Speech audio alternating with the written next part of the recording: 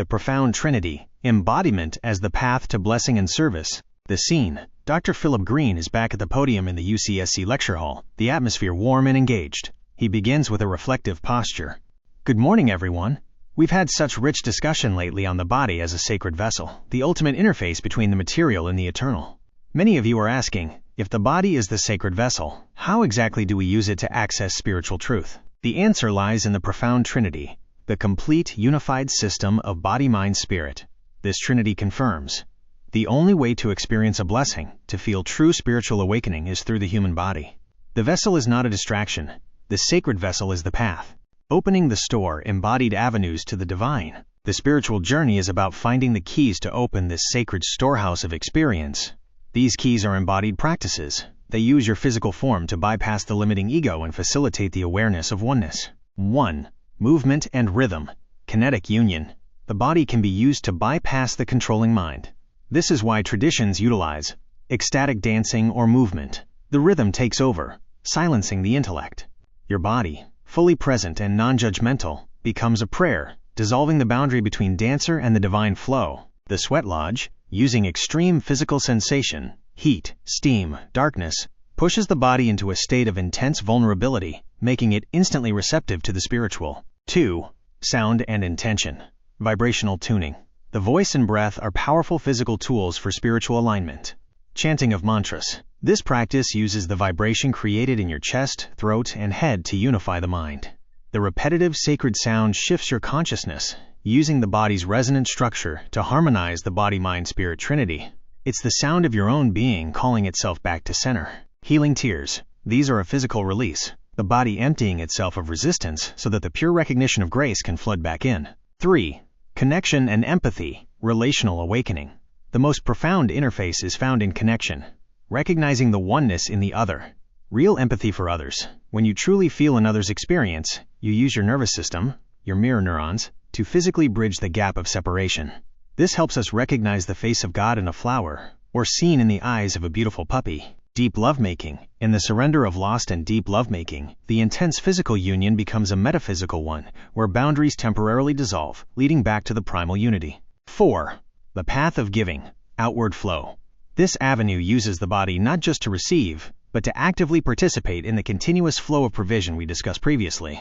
Through generosity. Generosity is a physical embodied act. It's the movement of your hand giving a gift, or the physical effort of offering comfort. This intentional act of release, giving resources, time, or attention, breaks down the ego's fear of scarcity and affirms the universe's abundance. Through service. The act of service is the body actively demonstrating non-duality. When you serve another, you are using your physical energy and effort to alleviate suffering in an extension of yourself. This is the profound understanding that your hands are the unseen hand in action. 5. Focused and altered states. Neurological unity. Finally, we use focused awareness to stabilize or temporarily dissolve the ego.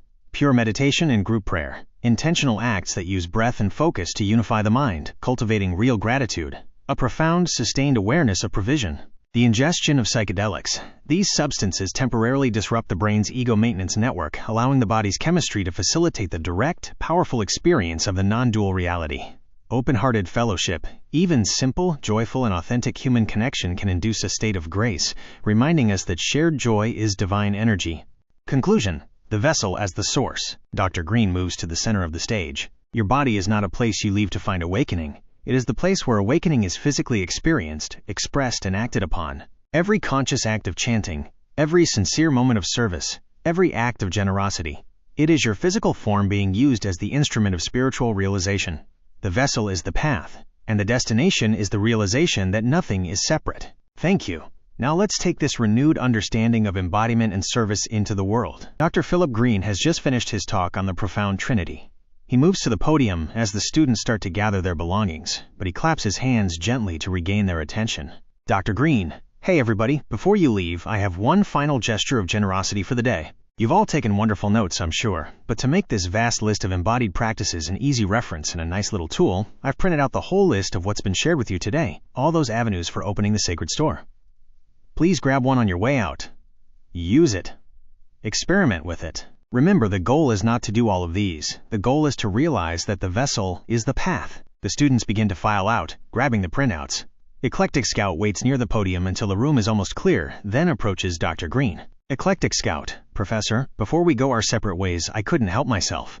You spoke about ecstatic dancing and chanting, rhythm and sound, but what about drumming? I've heard that is also a phenomenal tool for connecting with the source. Dr. Green, his eyes light up. Ah, Scout, you are absolutely right to ask. Drumming is one of the most ancient, powerful, and scientifically validated forms of embodied awakening. It belongs right at the top of that list under movement and rhythm. Think of the drum, Scout. It's a tool that requires your body, your hands, your movement, to produce sound, the vibration. When you drum, especially rhythmically and repetitively, you are doing several things simultaneously. 1. Auditory driving. The constant, predictable rhythm actually helps to synchronize your brainwaves, a process called entrainment. This can quickly shift your mind from the everyday beta state toward the deep, meditative theta states. It literally forces the body and mind into harmony. 2. Heartbeat resonance. The drum's beat often aligns with or strongly influences the human heartbeat.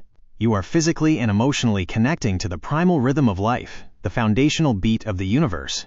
3. Community unity. When a group drums together, what we might call group prayer through rhythm, the unified beat breaks down the sense of individual isolation. Everyone is pulled into a single, shared vibration. It's a profound, non-verbal affirmation of the oneness we discussed. Eclectic Scout. So it's not just noise, it's using my physical body to generate a frequency that compels my whole system back to its center. It's the cosmic call to grounding translated into rhythm. Dr. Green. Exactly. It's using your hands, the physical interface, to create a vibration that shakes the walls of the ego and compels the spirit toward connection. It's a beautiful, direct path. Thank you for adding that vital key to our storehouse, Scout. Dr. Green gathers his briefcase. Have a wonderful and embodied rest of your day, Scout, and keep asking those synthesizing questions. Eclectic Scout. I will, Professor. You too. Please click like and then subscribe. Also share this video with your friends. Thank you.